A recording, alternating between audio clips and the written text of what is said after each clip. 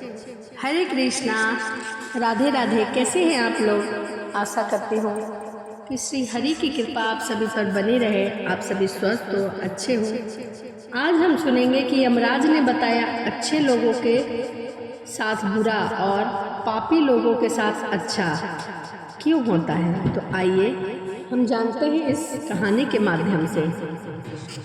एक नगर में 3 बेटियां अपनी विधवा माँ के साथ रहा करती थी। जवानी में ही उसके पति गुजर गए और तीनों बेटियों का पालन पोषण करने की जिम्मेदारी अब उस अबला नारी पर आ गई थी। अपनी बेटियों को लेकर वह विधवा नारी कहाँ जाती। बेटियों को अकेला छोड़कर वह कोई काम भी नहीं कर पा रही थी। ऊपर से समाज में उल्टी सीधी बातें उसे रोजाना सुननी पड़ती थी। बेबस लाचार उस महिला का कोई सहारा नहीं था। वह अपने पति को याद करके उन बच्चियों को जैसे तैसे पाल रही थी। फिर एक दिन वह अत्यधिक चिंता करने के कारण बीमार पड़ गई। ऊपर से उन बच्चियों की चिंता भी थी कि इनका पालन पोषण कैसे होगा। इन्हीं बातों को सोच कर एक दिन उसकी तबीयत ज़्यादा बिगड़ गई और उसका अंत समय निकट आ गया।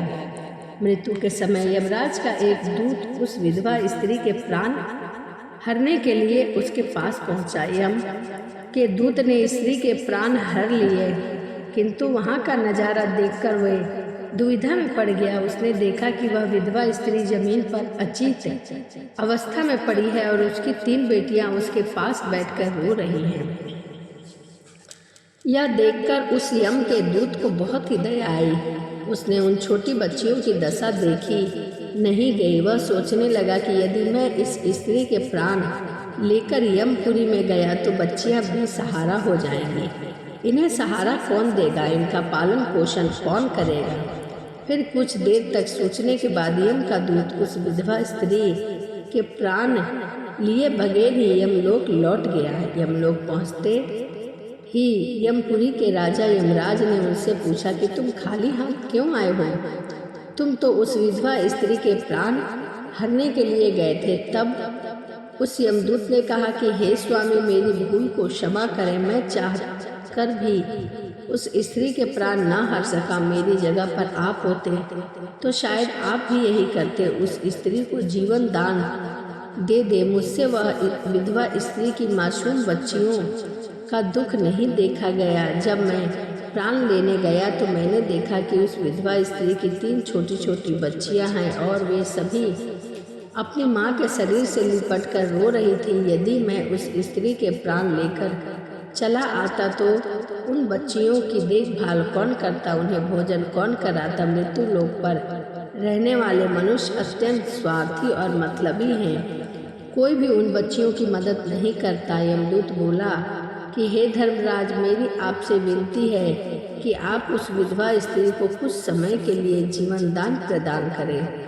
ताकि वह अपनी बच्चियों को पाल पोस कर बड़ा कर सके। यमदूत की ऐसी बात सुनकर धर्मराज ने कहा, हे दूत, इस संसार में सभी प्राणियों की मृत्यु निश्चय कर दी गई होती है। ना कोई किसी की आयु घटा सकता है और ना ही कोई किसी की आयु बढ़ा सकता है। ना किसी को जीवन दे सकता है और ना समय से पहले किसी के प्राण हर सकता है। जिसके भाग्य में जितना लिखा है वह उतना ही उचित है। तुम किसी के भाग्य को बदल नहीं सकते। तुम्हें आज सृष्टि के नियम का उल्लंघन किया है। तुमने बहुत बड़ा अपराध किया है, इसीलिए तुम्हें इसका दंड अवश्य भोगना पड़ेगा। जाओ, अब तुम पृथ्वी लोक पर मनुष्य के रूप में जन्म लो और अपने द्वारा किए गए अपराध का दंड भोगो। फिर उस यमदूत ने कहा कि हे प्रभु, धरती लोक पर से मेरा उद्धार कब होगा, कैसे होगा? धर्मराज कहते हैं कि हे दूत, धरती पर जाकर जब तुम 3 बार अपनी मूर्खता पर खिलखिलाकर हंसोगे तब तुम्हारा उद्धार हो जाएगा। इतना कहकर धर्मराज ने उस दूत को धरती पर धकेल दिया और धरती लोक पर मनुष्य शरीर में आ चुका था। उसके शरीर पर वस्त्र नहीं थे। मृत्यु लोक का एक नियम है कि जब कोई मनुष्य जन्म लेता है तो वह नग्न होता है, इसीलिए वह निर्वस्त्र ही सड़क के किनारे ठंड में इधर से उधर घूम रहा था। फिर वहीं से एक मोची गुजर रहा था। वह मोची ठंड से बचने के लिए अपने बच्चों को कपड़े ले जा रहा था। रास्ते में ठंड में एक नग्न व्यक्ति को देखकर उसे दया आ गई। उसने अपने बच्चियों को तो कपड़े नहीं लिए, लेकिन उस यमदूत को कपड़े और कंबल खरीद कर दे दिया। वह यमदूत बोला, हे भाई, आपने मुझे कपड़े और कंबल देकर मेरा बहुत बड़ा उपकार किया है, पर मेरा कोई भी परिवार नहीं है, ना मेरे पास घर है, ना भोजन है, ना कोई साधन है। तब मोची बोला, अरे भाई, तुम मेरे साथ चलो, मेरे घर रहना, वही भोजन करना और मैं तुम्हें कोई काम दिलवा दूंगा। फिर वह मोची उस यमदूत को लेकर अपने घर चला गया। उधर मोची की पत्नी ने देखा कि उसका पति बच्चों के लिए कपड़े लाने गया था, लेकिन कुछ भी लेकर नहीं आया है, खाली लौटा है। आदमी को घर पर लेकर आया है। वह देखते ही उसकी पत्नी को बहुत ही गुस्सा आया और उस मोची के साथ लड़ने झगड़ने लगी, उसे भला बुरा कहने लगी। यह देखकर यमदूत बहुत जोर जोर से हंस पड़ा। यमदूत को हंसता हुआ देखकर वह मोची बोला, अरे भाई, तुम क्यों हंस रहे हो? ऐसा क्या देख लिया आपने? तब यह यमदूत बोला, भाई, मेरी हंसी का रहस्य मैं आपको अभी नहीं बता सकता, समय आने पर मैं आपको ज़रूर बताऊंगा। फिर वह यमदूत उस मोची के घर पर रहने लगा और उसने मोची का सारा काम भी सीख लिया। वह यमदूत उस मोची के घर पर काम करने लगा और बहुत सुंदर सुंदर जूते बनाने लगा। तब वह मोची के जूते और चप्पल खूब बिकने लगे। मोची के जूते की तारीफ पूरे राज्य में होने लगी। मोची भी इतने बहुत अधिक धनवान बन गया, यहाँ तक कि अब बड़े बड़े राजा महाराजा भी मोची के पास ही जूते बनवाने आया करते थे। जब से वह यमदूत उनके घर में आया था, तब से मोची की किस्मत ही चमक गई थी। उसके घर में धन की कोई भी कभी भी कमी नहीं हुई। फिर एक दिन अचानक राजा का एक सैनिक चमड़ा लेकर मोची के पास आया और बोला, देखो मोची, हमारे महाराज जी इसी चमड़े के जूते पहनना चाहते हैं। वह चमड़ा बहुत कीमती है, तो तुम इसके ठीक से एक जोड़ी जूता तैयार करके दो। यह चमड़ा बिल्कुल भी खराब नहीं होना चाहिए। ध्यान रखें, इस चमड़े से अच्छे जूते बनने चाहिए। राजा का सैनिक मोची को वह चमड़ा देकर वहाँ से चला गया। इधर मोची ने भी यमदूत को समझा दिया कि देखो, यह महाराज के जूते हैं, इसमें कोई गलती मत करना, चमड़ा बहुत ही कीमती है, इसीलिए इसे खराब मत करना।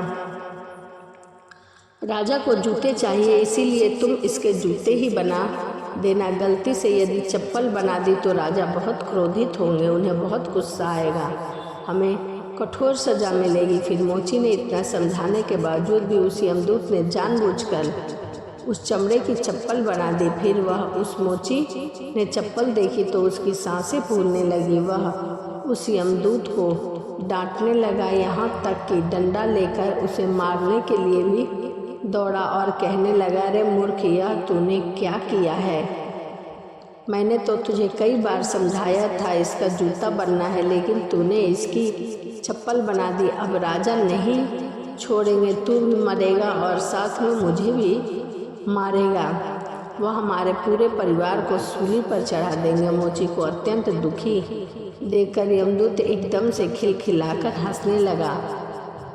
उसे हंसता देखकर मोची बोला, अरे मूर्ख आदमी, सारा काम बिगाड़ कर अब हंस क्यों रहा है? तब यमदूत ने बोला, वह देखो, जूते लेने के लिए राजा का सैनिक आ रहा है। सैनिक को देखकर मोची के हाथ पैर फूलने लगे कि अब यह जूते मांगेगा तो मैं क्या कहूँगा। अब तक वह सैनिक पास में ही आ गया और बोला, हे मोची भाई, कल मैं जो तुम्हें चमड़ा दे गया था उसके जूते मत बनाना, चप्पल बना देना, क्योंकि राजा साहब का देहांत हो गया और यहाँ की यह प्रथा है कि मरने वाले व्यक्ति को चमड़े की चप्पल पहनाकर अंतिम क्रिया की जाती है। सैनिक की बात सुनकर मोची को ऐसा लगा जैसे मरे हुए शरीर के प्राण फिर से आ गए हैं। उसके हाथ से डंडा छूटकर जमीन पर गिर पड़ा और उसने यमदूत के पैर पकड़ लिए और उससे माफ़ी मांगने लगा। यमदूत मोची की इस हरकत पर खूब जोर जोर से हंसने लगा। मोची ने पूछा, हे भाई, तुम क्यों हंस रहे हो? तब यमदूत बोला, हे भाई, आने वाले समय पर बताऊंगा अपने हंसने का कारण।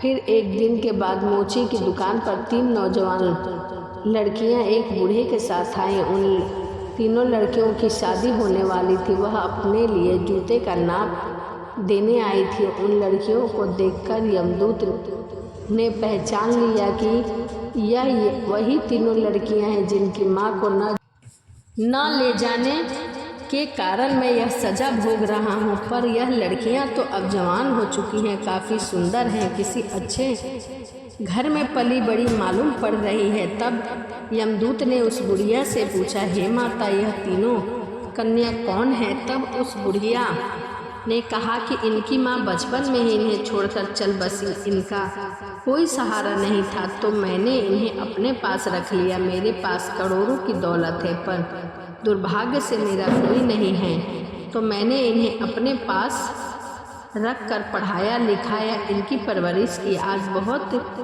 ही ऊंचे घराने में इनका विवाह करने जा रही हूँ। लड़कियों का भाग्य देखकर यमदूत सोचने लगा कि परमात्मा जो करता है अच्छे के लिए करता है। यदि उस समय इनकी माँ नहीं मरी होती तो यह तीनों भयानक गरीबी भूखमरी में पड़ी रहती। इनकी माँ के मरने के कारण लड़कियाँ बहुत बड़े घर की बहुएं बनने जा रही हैं और इस बुढ़िया की करोड़ों की संपत्ति की मालकिन भी बन चुकी हैं।